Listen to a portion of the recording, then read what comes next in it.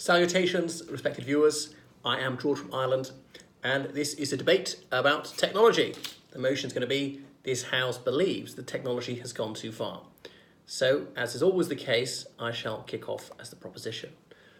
Madam Chair, ladies and gentlemen of the House, we believe that technology has gone too far, for many reasons. But first of all, let's clear this out of the way. We're not Luddites. We're not against all technology. But the last 20 years or so, technology certainly has advanced too far. Because the excessive use of technology, and technology is overly sophisticated, is bad for our physical health, bad for our mental health, it's corrosive of society, and it's destructive of nature. So I shall go over those again, one by one, and flesh each of them out. So look at all these means of locomotion we have these days, that cars are just so affordable. Even if you more or less can't drive, you're going to be able to get these self-driving cars. So no need to even pass a test to learn how to do whatever, to be at least a bit mentally switched on, to practice your physical coordination to have in driving. And so you can be sitting in the car, you've programmed in your destination, it's driving you whilst you're on the phone, on your laptop, whatever. So it's making us torpid. It's aggravating obesity, and increasingly people are playing computer games rather than sports. I remember one of the most pitiful things is one of my pupils a few years ago. He said he's going to walk his dog. I thought, but you don't have one. He was walking his dog on the computer. Why not get a real canine instead of a little bit of exercise?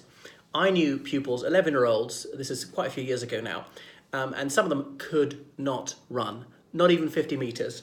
Best of them could do a fairly fast walk. Now, I know it's also an issue of nutrition, but it was almost like being force-fed deep fried sugar, but just not walking anywhere. And I know some people have a certain metabolism, broad-boned and all that, but this was also negligent parenting. However, technology adds to this problem because they can be just plugged into the net, playing games, chatting to people, not actually going anywhere, walking to people, speaking to them face to face. Obviously, buses and trains everywhere. We're not completely against public transport. We're not against transport, not against public transport. But when too many people have cars, when there's too much transport, obviously it adds to these problems. People being unwilling to cycle. I know that's technology, fairly basic technology, been around for a couple of centuries. Or I knew some teenagers are unwilling to walk from the railway station to school. It's only a mile, but it might be raining. Take an umbrella, but it's uphill. It's good for you. You go and play tennis and so on, but you won't walk to school. It's ridiculous. And then people get headaches from looking at screens too much. I get them myself. So these things are addictive. And I realise individuals are only partly responsible for their screen time. It's difficult to cut down. I knew a mother used to hide her children's screens, and that would force them to do other things. After a while, they give up looking, start reading a book, start doing some physical activities, playing real games, taking some light exercise. We become socially disconnected. I remember there was this film, The Net. It was quite prophetic, actually, in the early 90s, starring Sandra Bullock as a woman who worked at home online, doing everything online, and just didn't know anyone face-to-face, ordered everything to be delivered to her. And then when somebody stole her computer identity, she was absolutely ruined because nobody knew who she was. She couldn't get anything. People could clear out her bank account, do things on her behalf, and she couldn't get out of that situation. So it was curiously prescient, and that's the situation we're in these days. There's online identity theft, obviously there's online romances, there's this date fraud goes on a lot when people are scamming those online through dating sites, and so there's internet card fraud online. This is another disadvantage of technology going too far. People using their phones everywhere, and being unable to spell because of predictive texting and thinking you can do text message speak, skipping out vowels. On Facebook, someone sending a drink for your birthday, buy me a real drink, see me in person, and actually not paying attention to those around us, being hooked to television and these tele-addicts, absolutely fixated with the lives and loves of these fictional characters on sitcoms, but completely ignoring their actual neighbours. So it leads to a social disconnect, and that's why there's this dissonance between people and their next door neighbours. There's a lack of sense of community because of this fictitious online community, or sometimes the people you've met but not for years. So I remember being in a youth hostel several years ago, and sitting in the drawing room area, and no one's going like this. And then I said loudly, 10 years ago we would have spoken to each other. And they all started laughing. But it was so true, and I struck up a conversation with a young chap from Kiwiland.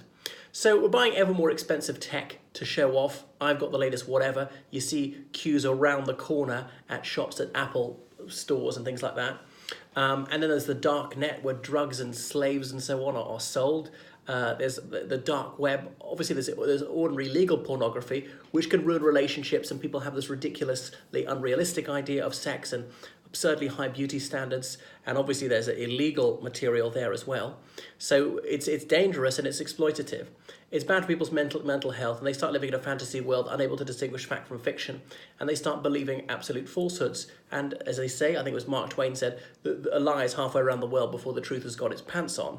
So it's very difficult to undo all this damage because people can disseminate falsehoods, and it's extremely difficult and time-consuming to disprove them. And no matter how much information you put out there to disconfirm these bogus statements, some people will still fall for them. And that's the kind of thing that's helped Trump. So there's a lot of disinformation out there. We thought it would democratize news, but it hasn't really, because previously newspapers, television channels, publishing companies, they stake their reputation on accuracy and veracity. But now any idiot, any nutcase can publish whatever he wants, and these things are often very eye-catching, very shocking and dramatic, and that's where they catch on and these memes go viral. Then there's online gambling, which is also addictive. So technology is bad for nature too. Excessive technology, when we're concreting over the green belt and there's so much pollution pumped out. So it's very bad for the environment. Fossil fuels are being burnt at such a rate. And we don't sensibly adjust to the climate, as in just wearing more clothes to keep warm even inside, turn down the heating a little bit, or indeed just dressing sensibly like in Australia, wearing shorts and smart short-sleeve shirts to a business meeting. And then you don't need so much AC. So people driving too much, too far, with big bulky cars rather than small cars, which are better for the environment. And that's a problem too. Remember, like in India 20 years ago, an average family couldn't afford a car. Now they can. Now it's good the country's got richer, but it's obviously terrible for the environment. So we've got to think about ecology as well. So we're not against all technology, but it's just saying that recently technology has become too advanced. And we need to go back to slightly more simpler times, go back 20 or 30 years, where there was less of a social disconnect, where we're not harming the ecosystem quite so much. We're doing a little bit more exercise, and our mental health was in a better place. So for all those foregoing reasons, I beg to propose. Well, now I am the opposition. Madam Chair, ladies and gentlemen of the House, we are in favour of technology as it is, and we ask for it to go further.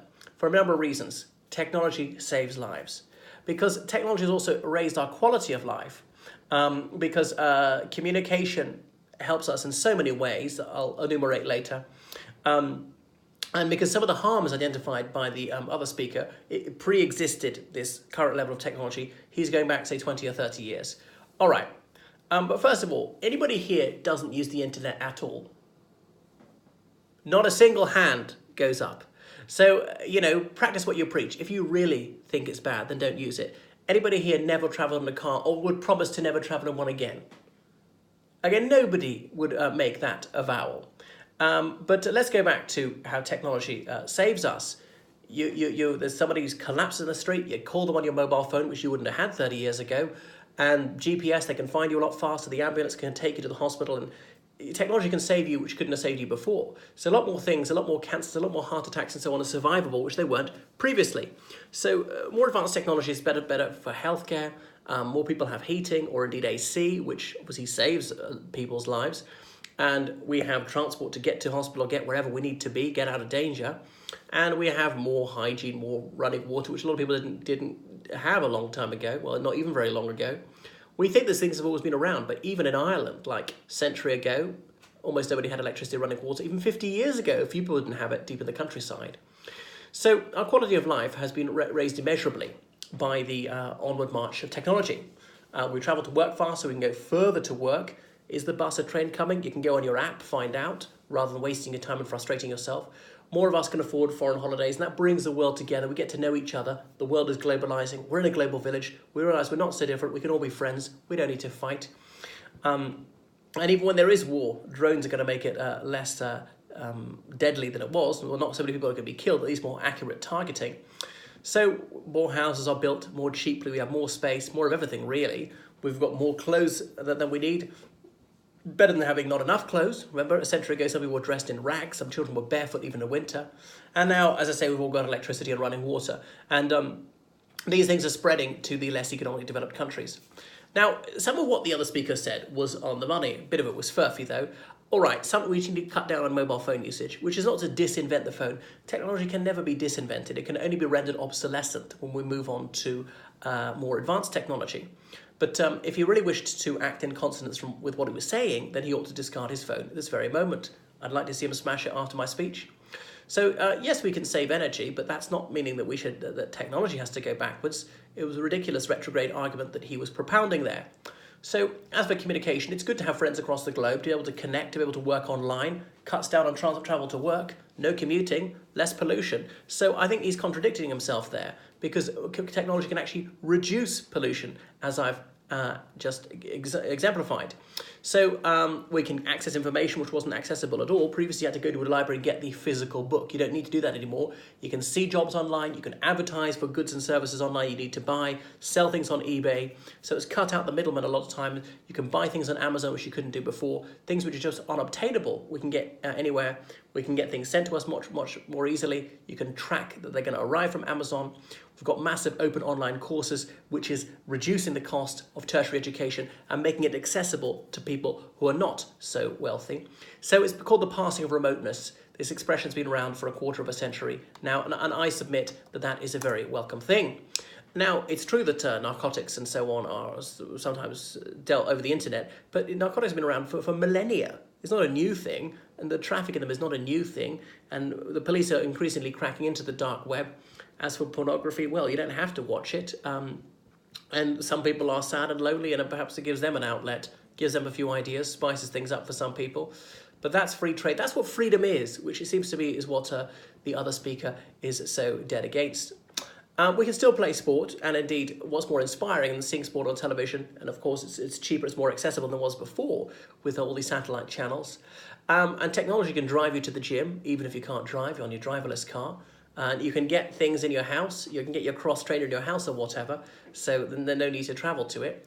And it's much more inspiring. You can listen to music on your iPhone or your iPad. You can use your Wii, all sorts of things to actually help you lose weight and shape up. That's going to help you keep fit. So listening to all these things as you run, counting your steps on your pedometer on your phone. If you get lost, you've got a little compass on your phone. So the advance of technology has helped us in all sorts of ways. And if you're overweight, well, that's because you are eating too much. It's not because of technology. So the other side is anti-progressive. If they really want, they can go and live in caves. So I think their antediluvian attitude is ridiculous, which is why they don't actually practice what they preach. So technology is a very welcome thing. And yes, we should limit how much we build over things. So sometimes there is overconsumption. But on balance, the advance of technology is something we ought to applaud and not lament. I beg to oppose.